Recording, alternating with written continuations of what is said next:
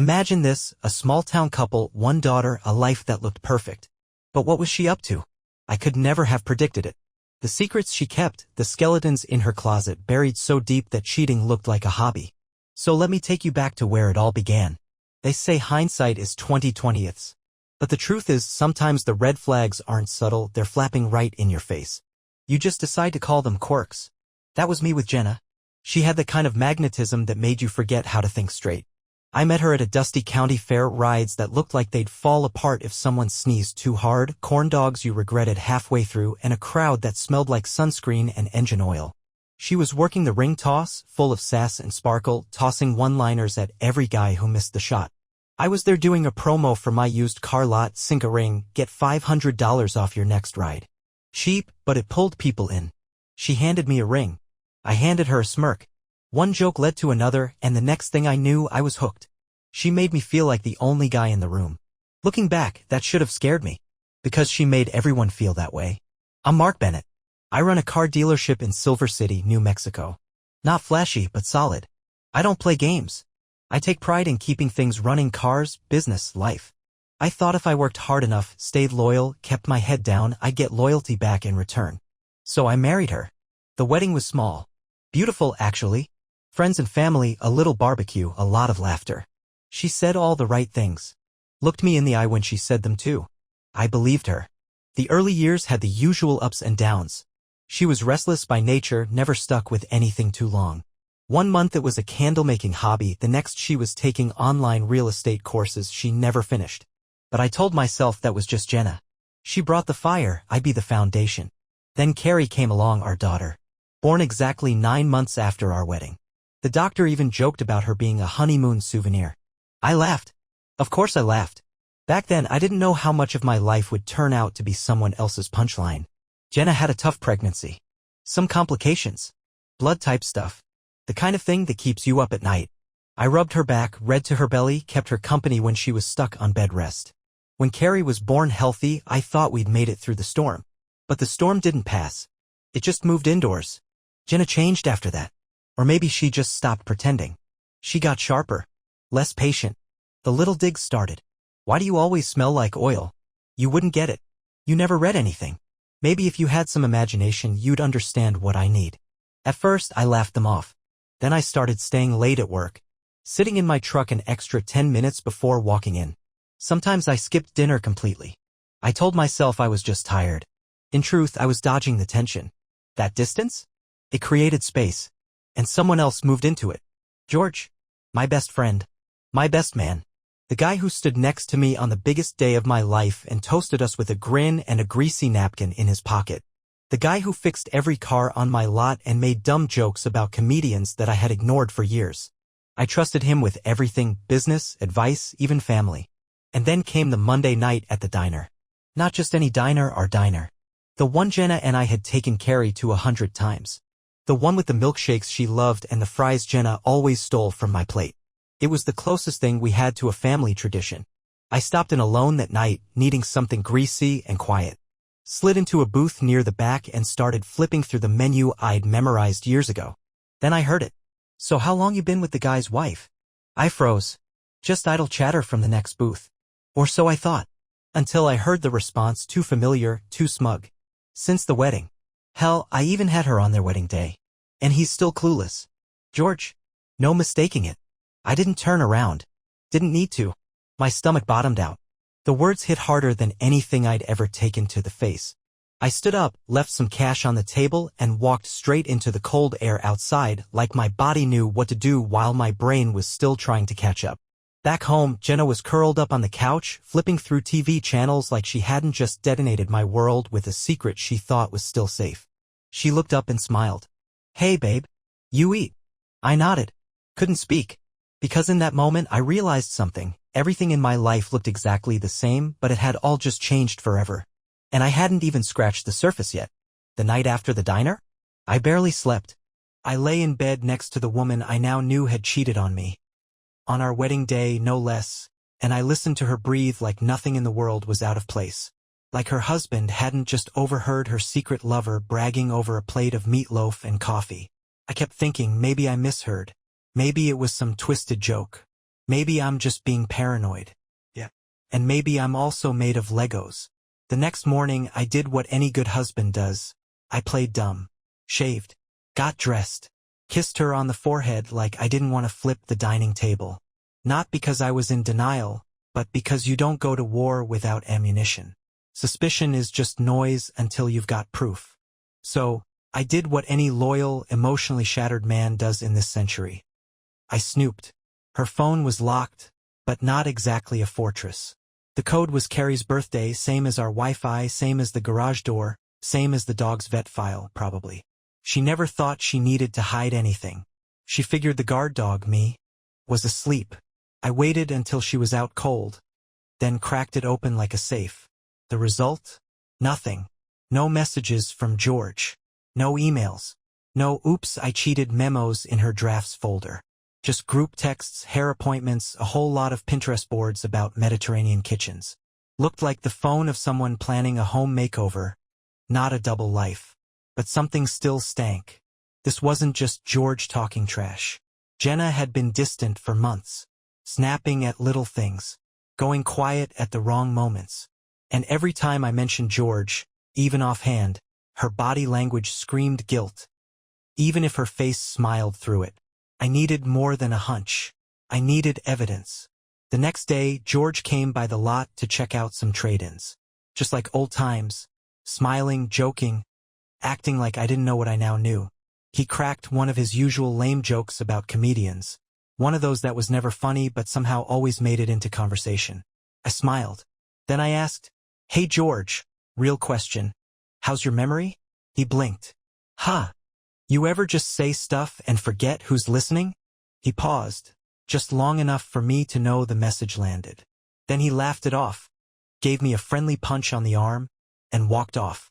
I shut myself in my office, fired up my laptop, and made a call to a private investigator in Prescott. Told him everything, condensed, but honest. I was expecting spy gear, stakeouts, trench coats, the works. Instead, he said, "Track her phone." That was it. Quiet, cheap, effective, legal. He recommended an app, explained how to use it, and even waived off the fee. "You've already done more homework than most people," he said. "This one's on the house." I told him if he ever needed a decent pre-owned truck, I'd throw in an oil change and a full tank. That night, I waited until the house was dark and Jenna was asleep. Installed the tracker on her phone. Synced it to mine. 10 minutes, tops. For the first time in a while, I slept like I wasn't walking on broken glass. The next day, I had one eye on the dealership and the other on that little blinking on my screen. Jenna went to the campus bookstore where she worked. Then to the grocery store. Then back home. Routine. Normal. Suspiciously so. I suggested dinner out that night. Just us and Carrie. Jenna agreed. Carrie barely looked up from her phone. Jenna, though, she was calm. Almost too calm. I casually brought up George's name halfway through a burger. She flinched. Subtle but there. Then came the subject change, fast and awkward. "Oh yeah, totally not hiding anything." Later that night, after Carrie went to bed, Jenna slipped into bed beside me. Brushed her teeth. Didn't say much. Then, right as I was turning off the light, she looked over and said, "You know, it's been a while." Now, under normal circumstances, those 4 words might spark something. But this felt more like damage control. Like she was trying to reset the stage before I asked too many questions. Still, I played along. We were intimate, if you can call it that. Mechanical. Lifeless. Courtesy more than anything. She rolled over. Fell asleep. And I lay there, eyes open. One thought buzzing in my brain louder than anything else. If George really was with her on our wedding day, and they kept it going, then there's a chance Carrie's not even mine. And just like that, I knew what had to happen next. It's strange how your whole life can pivot on something as small as a cotton swab. One minute, you're a husband with doubts. The next, you're wondering if your daughter, the person who calls you dad, might not even be yours. I didn't want to believe it. I hated myself for even thinking it. But once the idea got in, it stuck like a splinter under the skin. If George had really been with Jenna from the beginning, If their affair went all the way back to the wedding, then the timeline wasn't just ugly, it was dangerous. And I couldn't ignore it anymore. So I ordered the test. It came in a plain envelope. No drama. Just truth waiting in a box. A couple of cheek swabs and a postage label that felt heavier than it looked. I waited until Saturday morning. Jenna was out doing whatever she does. Carrie was at the kitchen table eating cereal, glued to her phone, humming off-key to some pop song I didn't recognize. 13 going on 30. Braces. Wild hair. Big opinions. Smart mouth. Big heart. She didn't just feel like mine. She was mine. Still, I needed to be sure. Hey, I said, quick favor.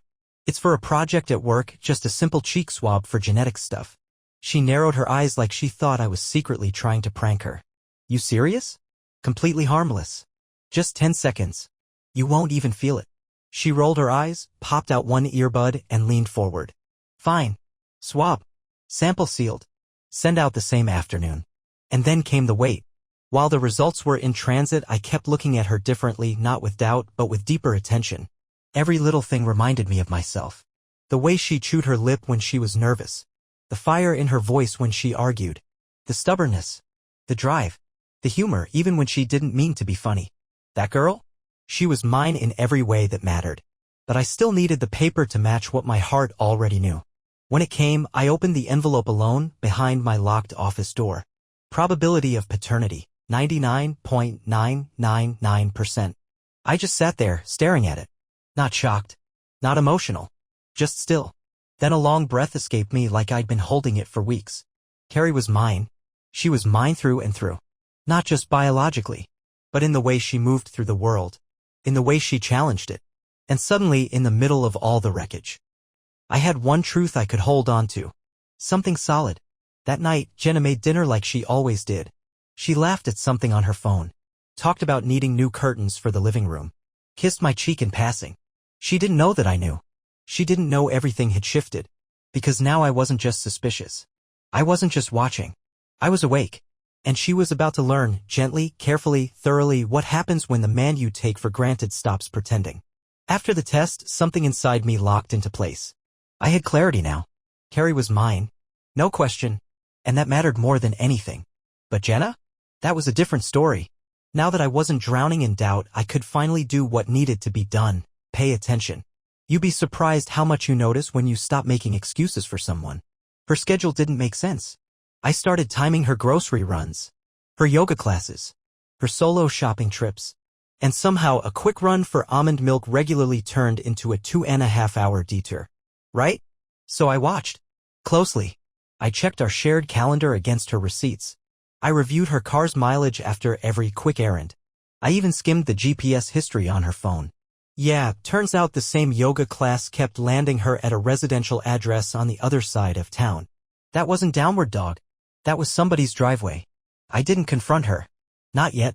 I wasn't building a fight, I was building a case. The truth wasn't just in the lies she told. It was in the way she told them. I'd ask, how was class? And she'd say, great. Intense. But her eyes would twitch toward the floor. Her fingers would fidget with her necklace. Same tell every time. She was rehearsed. Practiced.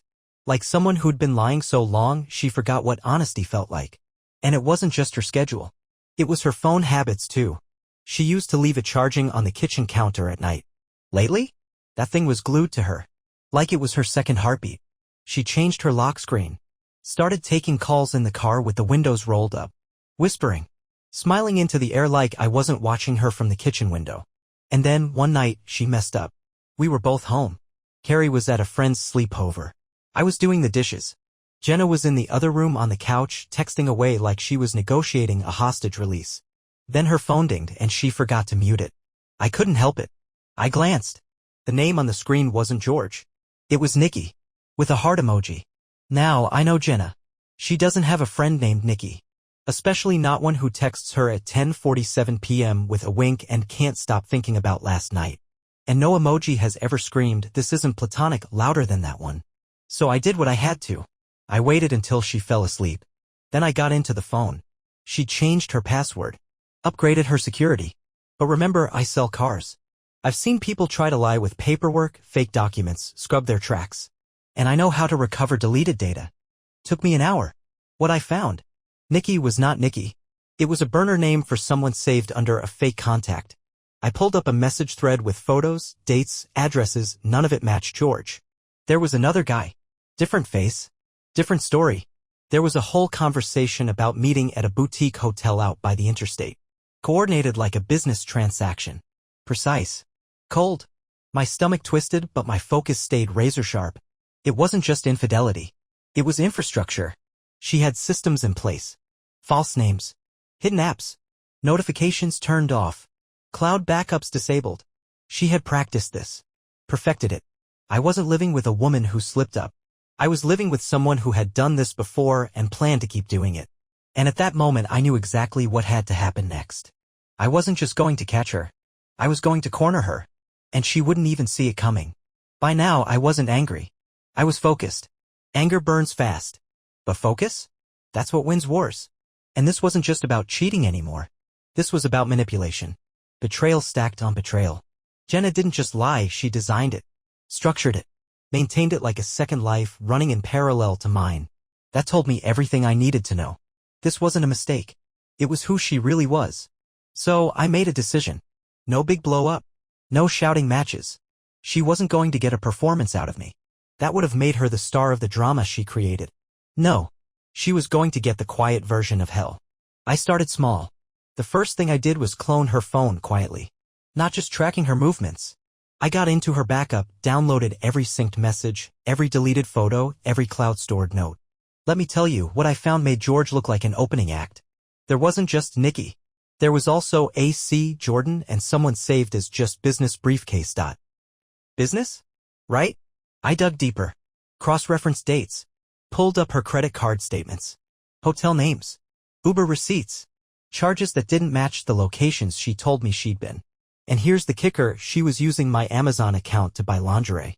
The same account she used to order birthday gifts for Carrie. Let that sink in. The same cart that had coloring books and toys had receipts for lace bodysuits and thigh-highs delivered to a locker across town. Classy. But I wasn't surprised anymore. I was building a case. By the end of that week, I had a file the size of a college thesis. Screenshots. Location logs. Photos she thought were long gone. Conversations where she coordinated hotel rooms like she was booking business meetings. And still, she acted like nothing was wrong. Kissed me goodbye every morning. Texted me to ask if I wanted anything from the store. Slid into bed beside me at night like she didn't reek of betrayal. That's when I decided it was time. Time to turn the lights on. But like I said, I wasn't going to scream. I wasn't going to beg. I was going to stage it. Control it. So I reached out to someone I hadn't talked to in years, Lisa. My cousin. Family law attorney. Smart. Sharp. No patience for liars. I told her everything, laid it all out. She listened without saying a word. Then she said, if you're ready to move, I'll make sure she doesn't see it coming. We built the plan together. Serve her at work. Freeze the joint accounts. Set the custody terms. Lock down the house title. Collect the evidence into a nice, neat packet. Everything was ready. I just needed one more moment. One last setup. So, I told Jenna I was planning a surprise weekend getaway for just the two of us. Said I wanted to rekindle things. She lit up like a Christmas tree. Really, she said, smiling wide. That sounds amazing. Yeah. Amazing. We picked a weekend. I told her I'd handle everything. All she had to do was pack light. She had no idea I already had her bags packed, every dirty secret, every false word, every fake text, zipped up and ready to go. And when the weekend came, she was going to find out that I wasn't the one who was fooled. She was. The morning of the trip, Jenna woke up humming. That alone should have told me something. She didn't hum. Not unless she was in control. Not unless she thought everything was going her way. She had her little overnight bag by the door, her nails freshly done, her perfume dialed in just right.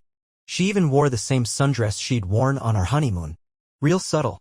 Should I bring heels? She asked, smiling over her shoulder. Only if you want to, I said. She grinned. You're being so mysterious. Yep. That's me. Mystery mark. I told her we'd be leaving around noon. Don't worry, I said. Everything's taken care of. And it was. Just not how she thought. While she was in the shower, I double-checked the folder I'd put together for my lawyer. Lisa had everything in place. Surveillance logs. Text messages. Financial records. The works. Clean. Tight. Bulletproof. Then I made one more call to a private process server. The kind who doesn't knock gently. The kind who gets it done with precision. And then I drove Jenna to her getaway. She kept guessing out loud. Is it a cabin? A spa? Wait, are we flying somewhere? I just smiled and nodded like a man holding a surprise anniversary ring, not a legal hammer. We pulled into the parking lot of the Prescott View Hotel. Funny enough, she'd been here before. According to her texts, this was one of her regular rendezvous spots with a guy she saved as Nicky. Full circle, right? As we stepped out of the car, she lit up. Oh my God, this place is beautiful. How did you even know about it? I shrugged. Came highly recommended. She wrapped her arm around mine, kissed my shoulder. You really are full of surprises. She had no idea. We walked inside. I asked her to wait in the lobby while I checked us in. She sat on one of those plush velvet benches, scrolling through her phone, probably texting someone she called Jordan or just business briefcase. Meanwhile, I walked up to the front desk, nodded at the woman waiting nearby, and said one quiet sentence. She's the one. The process server walked over calmly. She looked like just another guest. Classy. Professional. Cold-eyed. Jenna Bennett, she asked. Jenna turned, confused. Yes. The woman handed her a folder. You've been served. That was it. No drama. No shouting. Just a woman blinking as the life she built on lies started unraveling in real time. I walked back over and took a seat across from her. She opened the folder. Read the first page. Her face drained. Then she looked up at me. You're divorcing me? I didn't flinch. No, Jenna. I'm ending the version of us where you lie and I pretend not to notice. She opened her mouth, probably to lie. Or cry. Or twist it around. Didn't matter. You don't need to say anything, I said. That folder says it all. Mark, save it. And I stood up. I didn't yell. Didn't throw a fit. Didn't demand answers. Why would I? I already had them. I left her sitting there in a boutique hotel lobby with her honeymoon dress and her perfume that suddenly smelled like guilt, holding a file folder that weighed 1,000 pounds. On the drive back, I rolled down the window and let the wind hit my face. It felt like freedom. I expected stunning silence. Stuttering. Crocodile tears. What I didn't expect was a twist. Less than a day after she received the papers, she was telling her side of the story to anyone who would listen. According to her, I was cold, distant, emotionally unavailable. A man who emotionally abandoned the marriage years ago. She even told a friend that I had forced her to cheat. And it was true. Because when your husband pays the bills, raises the child, remains faithful, and allows you to lie to his face for over a decade, the only rational reaction is to find 5 other men and a disposable phone. But that's exactly what happens to people like Jenna. Lying is not just a habit, it's a language. And now? She spoke freely. A week later, I started receiving messages. From mutual friends. From relatives. Even from her mother. Maybe you just grew apart. I always thought you were too serious for her. You know she's hurting too. Hurting? Suffering? She made appointments at the hotel while I went grocery shopping for her and Carrie. But am I the villain? No. I realized then that it wasn't just about telling Jenna the truth. It was about protecting the truth from being rewritten. Because that's what liars do when they get caught, they don't apologize. They rewrite history to make themselves look like the victim. So I got ahead of that. I met with people who mattered. I met with my sister. My oldest friends. Carrie's godparents. I didn't show them the whole case, I didn't want to humiliate Jenna. But I showed them enough. Enough for the picture to become clear. And when I told them how Jenna manipulated not only me but all of us, most of them didn't say a word. They just nodded. They knew. They had seen it too, a little bit. The deviation. A half-truth. A charm that was too slippery. But, like me, they didn't want to believe it. And now they did. But not everyone chose a side based on facts. Some still supported it. It's complicated, they said. Relationships are messy. Of course it was. But it wasn't messy. It was planned. And then there was Carrie. She didn't know yet. We hadn't told her anything. Lisa said it was for the best, for now. To keep the legal issues a secret until things settled down. But I saw her change. She asked why Mom stayed with Aunt Meg more often. Why we slept in different rooms. Why Mom suddenly started explaining everything. She is so smart. Too smart to keep it a secret for long. And I was torn. Because no matter how angry I was, no matter how many names Jenna used, no matter how many hotel rooms she booked, she was still Carrie's mother. And I wasn't going to turn my daughter against her own blood. But I wasn't going to lie either. So I prepared myself. I wrote down everything Jenna had done. Not for the court. Not for revenge. For Carrie. One day when she's ready, she'll ask. And when she does, I'll tell her the truth. Without deception. No hate. Just the facts. Because if this mess has taught me anything, it's this. Better a bitter truth than a sweet lie to your face. If you think someone like Jenna just folds quietly after being exposed, you don't know Jenna. Once the shock wore off and the sympathy plays stopped landing like they used to, she shifted gears. Fast. She lawyered up. Started showing up to court prep meetings with fresh makeup and practiced tears. Talked about how I had emotionally abandoned her. How she'd felt isolated and ignored. How she wasn't cheating, just seeking connection. Right?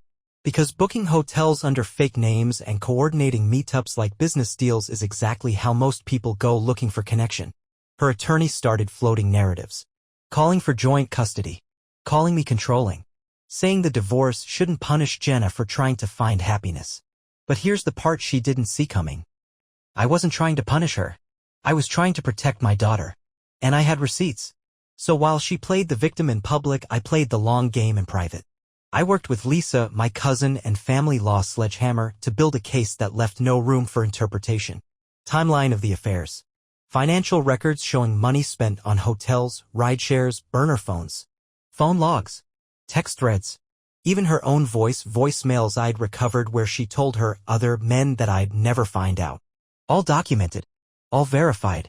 And every time she tried to spin a new story, Lisa calmly pulled out another folder and placed it on the table like a dealer laying down a royal flush. The best part? We didn't have to raise our voices. We didn't have to get theatrical. Because we had facts. And facts don't flinch. But that didn't stop Jenna from trying to turn up the pressure outside the courtroom. She started showing up at drop-offs looking disheveled like she'd been crying for hours. Loudly telling Carrie how much she missed our family. Saying things like, I just wish Daddy still wanted us together.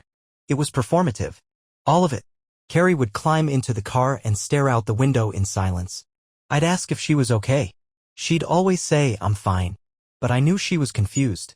Hurt. Torn. And that's what made me angrier than anything else. Not the cheating. Not the lies. Not even the humiliation. It was watching Jenna use our daughter like a prop in her little redemption play. So I talked to Lisa. I told her I wanted to modify the custody schedule. Jenna wasn't stable. Not emotionally. Not ethically. Lisa nodded, calm as ever. We're already ahead of her, she said. I have a psychological evaluator on standby. Let her keep pushing. And push she did. She filed for emergency mediation. Accused me of turning Carrie against her. Said I was creating a toxic environment. That was the moment I realized she wasn't just reacting anymore. She was cornered. She wasn't trying to win the marriage back. She wasn't even trying to win the case. She was trying to salvage her image. Because once someone like Jenna starts losing control of the narrative, they get desperate. And desperate people make mistakes. So I stayed quiet. I stayed focused. I didn't flinch when she cried in front of the judge. I didn't snap when she lied through her teeth in mediation. I let her burn her own credibility. And she did. One match at a time. By the time the judge saw the full picture, her double life, the web of deception, the emotional games, there was only one question left. How much custody would I get? Because full custody was suddenly on the table. The court saw through her. Finally. After weeks of preparation, statements, documents, and Jenna's dramatic monologues that deserved a daytime Emmy, the judge saw it for what it was. And when the word primary custody came out of his mouth, I felt something I hadn't felt in months. Peace. But peace is fragile. And with someone like Jenna? It never lasts. A few days after the ruling, she spiraled. The woman who once walked through our home like she owned the air now wouldn't make eye contact at drop-offs. No more fake crying. No more dramatic goodbyes. Just silence and seething. That should have been the end. It wasn't. Because then the letters started. Anonymous. No return address. The first one said, You're not the first. You won't be the last. I thought it was a prank. Maybe some twisted friend of hers trying to rattle me. But then came another. You should talk to her ex. The one before you. He left fast for a reason. And this time they included a name. Eric. Now here's the thing. I knew Jenna had been married before briefly. She mentioned it once, early in our relationship, like a pothole she hit and didn't want to talk about. He couldn't handle commitment, she'd said with a smile. Right? I never asked more than that. Should've. But I didn't. So I did now. Took me 2 calls to track him down. He still lived in Arizona. Still had the same last name. Still ran the same small construction company he started after the divorce. I didn't expect him to answer when I called. But he did. And when I told him who I was, there was a pause. Then he said, "You're her husband?" "Not anymore." He laughed. But it wasn't funny. What followed was a 2-hour phone call that peeled back everything I thought I knew. Eric didn't just leave Jenna. He ran. He told me about the manipulation, the lies, the other men, the way she isolated him from his friends. Even threatened to fake abuse if he tried to expose her. "She's smart," he said. Smart in the dangerous way. She doesn't just cheat. She calculates. You don't realize it until you're halfway out the door and you've lost everything. Sound familiar? He told me she cleaned out his savings, tanked his credit, made sure every fight happened in public so she could look like the victim. I told him what happened to me. The hotel rooms, the fake contacts, the custody battle. He was quiet for a long time. Then he said, "She's escalating. She always does." I hung up that call feeling like I'd walked into a house with the lights finally turned on and the place was crawling with rot. And just when I thought I'd seen it all, the private investigator I'd hired early on, the one from Prescott, called me back. He said, "There's something you should see." Apparently, Jenna hadn't just been with George. Or Nikki. Or Jordan. She had a third phone. One I never found. One tied to a number under a fake identity. The PI had tracked it using a mail forwarding service. It had been registered to a P.O. box under the name K. Delaney. And guess what? That box had been used to receive payments. Payments. Not flowers. Not love notes. Money. He sent me the logs. Thousands of dollars transferred discreetly over 6 months. Multiple senders. Regular intervals. And the note on one of them? "Thank you for the company. Same time next week." I didn't want to believe it. But there it was. She wasn't just cheating. She was charging. I stared at the screen for a long time. The payment logs. The names. The P.O. box. The fake identity. The money. It all pointed to one thing. Jenna wasn't just unfaithful. She was running something. A side hustle. A second life. Maybe even something darker. But the worst part? It didn't even surprise me anymore. The shock had worn off weeks ago. What I felt now was colder. Heavier. It sat in my chest like a cinder block. I could have exposed it right then and there. I could have walked into that courtroom and handed over the evidence. Could have blown up every bridge she had left. Could have let the world see the real Jenna, not the curated version with the tear-streaked cheeks and shaky voice. But instead, I waited. Because there was one question I hadn't answered yet. What's the win? Not the petty win. Not the emotional high. Not the gotcha moment. The real win. Was it revenge? Or was it peace? Because I had a daughter watching now. And one day she'd ask. Not just what happened, but how I handled it. And I couldn't live with being the guy who scorched the earth and then handed her the ashes. So I called Lisa. Told her everything. Every log. Every transaction. Every contact name tied to that P.O. box. She listened. Quiet, steady. Then she said what I already knew was coming. "We can use this to end it. Clean. Total custody. No joint decisions. We walk into court with this," she walks out without a say. I exhaled. What happens to Jenna? Lisa paused. "She'll lose Carrie. She could lose everything. Depends on the judge." I leaned back in my chair. Thought about all the lies. The gaslighting. The manipulation. Thought about Carrie's face when she smiled. Thought about how she still hugged her mom like she didn't know any of it. Then I asked the only question that mattered. "Can we make it quiet?" Lisa didn't flinch. "You want clean separation. No media. No scorched earth. Just protection." "Exactly." She nodded. "Then we do it with precision. No drama. No headlines. Just control." And that's what we did. We filed an emergency motion under sealed proceedings. Presented the evidence behind closed doors. No courtroom audience. No public records. Just facts.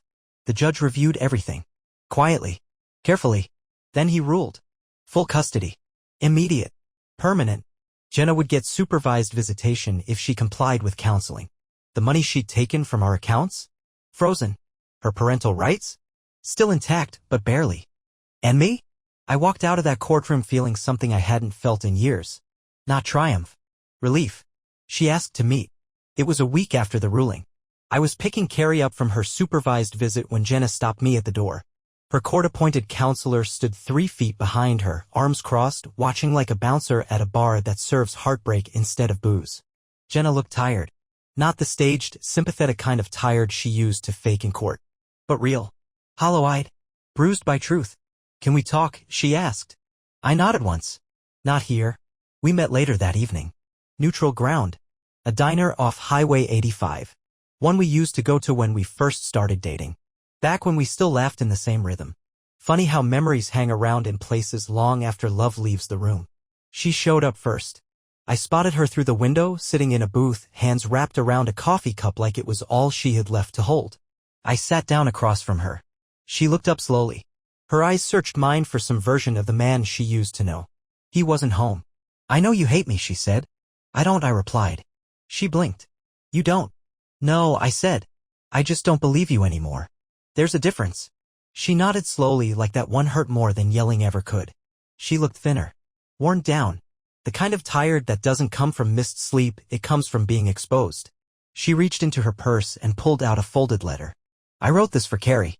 When she's older. I didn't want the first thing she hears about me to come from someone else. I didn't touch it. You can read it, she said. Or not. I just needed to try. I stared at her for a long time. And for a moment, just a moment, I remembered the girl I'd met at the fair. The laugh. The fire.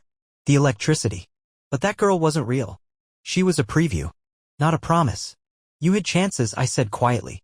More than most people get. You could have told the truth. Even once. Her jaw clenched. I didn't know how. That's the difference between you and me, I said. I didn't always know what I was doing either. But I still showed up.